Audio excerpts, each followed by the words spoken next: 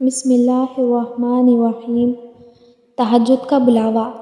تہجد ایک ایسی لاڈلی عبادت ہے جس کا بلاوا عرش سے آتا ہے، اور یہ بلاوا اس کے لیے آتا ہے جسے اللہ نے چنا ہوا ہوتا ہے، اور یہی اس کی خوش نصیبی ہے۔ اور جب انسان یہ عبادت کر رہا ہوتا ہے تو اللہ پاک اپنے اس بندے کو پیار سے دیکھتا ہے اور اپنے نیک بندوں کی اسی عبادت سے انہیں سکون بخشتا ہے اور ان کے تمام خواہشات پورے کرتا ہے جو وہ چاہتے ہیں۔ فرمان مصطفیٰ صلی اللہ تعالیٰ علیہ وسلم: صبح کا آغاز صدقے سے کیا کرو، کیونکہ مصیبت صدقے سے آگے قدم نہیں بڑھاتی۔ بچوں کو زیادہ فیڈر پلانے سے بچوں کے پٹھے کمزور ہو جاتے ہیں، اور اکثر اوقات بچہ دیر سے بولنا شروع کرتا ہے، اس لیے بچے کا فیڈر جلدی چھڑوا لینا چاہیے۔ دیسی انڈے کے استعمال سے خون پیدا ہوتا ہے، ریشے کی شکایت دور کرتا ہے اور کمزور مریضوں کی بہترین غذا ہے۔ ایک لیموں پانی میں ابال کر پینے سے تھکن دور ہو جاتی ہے۔ سونے سے قبل کھجور کا دانہ کھا لینے سے پیشاب میں رکاوٹ وغیرہ دور ہو جاتی ہے۔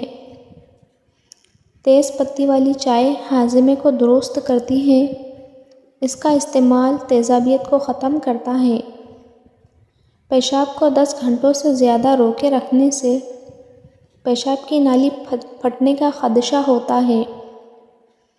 رات کو سونے سے قبل پاؤں کے تلووں پر اور ناک پر سرسوں کا تیل مساج کریں، آپ کی نظر اتنی تیز ہوگی رات کو بھی نظر آئے گا، موٹاپا بھی کم ہو جائے گا۔ بکری کا دودھ بخار کے مریضوں کے لیے بہت فائدہ مند ثابت ہوتا ہے۔ حاملہ عورت کو مکھن کھلانے سے حمل میں تکلیف کم اور بچہ بآسانی پیدا ہوتا ہے۔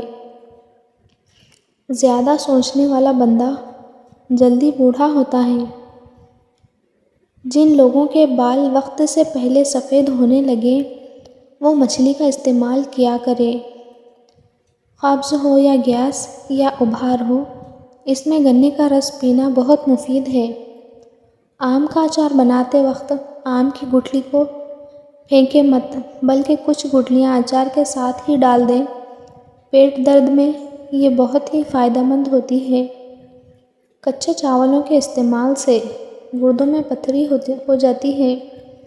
نہار میں رنگ برنگے پھولوں کو دیکھنے سے نظر کبھی کمزور نہیں ہوتی۔ شوگر کی بیماری میں کلونجی بڑی اہمیت کی حامل ہے۔ تقریباً 4 ہفتوں تک صرف 6 دانے فجر کے وقت اور عشاء کے وقت پانی کے ساتھ نگل لیں، انشاءاللہ شوگر ختم ہو جائے گی۔ سب سے بہترین کھانا روٹی ہے۔ نہاتے وقت پانی میں اگر ناریل کا تیل شامل کر لیا جائے تو پورے جسم کی جلد ملائم اور چمکدار رہتی ہے۔ دلیا شوگر کے مریضوں کے لیے بھی بہت مفید ہے، کیونکہ یہ شوگر کی شرح میں کمی کا باعث بنتا ہے۔ جب شوہر اپنی بیوی کو پیار بھرے الفاظ سے بلاتا ہے تو اس کے یہ محبت کے الفاظ تھکی تھکی عورت میں بھی جان ڈال دیتے ہیں۔ شوگر کے مریض لوگ لہسن کا استعمال کریں، یہ بدن میں انسولین کی مقدار میں توازن رکھتا ہے۔ شوگر سے بچنا چاہتے ہوں تو ہمیشہ بھوک رکھ کر کھانا کھاؤ اور گرم کھانے سے پرہیز کرو۔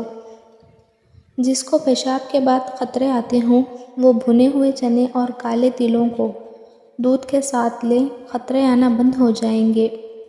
بار بار پیشاب تنگ کرتا ہو تو سبز الائچی کے ساتھ اخروٹ کھاؤ، بار بار پیشاب آنا رک جائے گا اور مثانے کی کمزوری دور ہوگی۔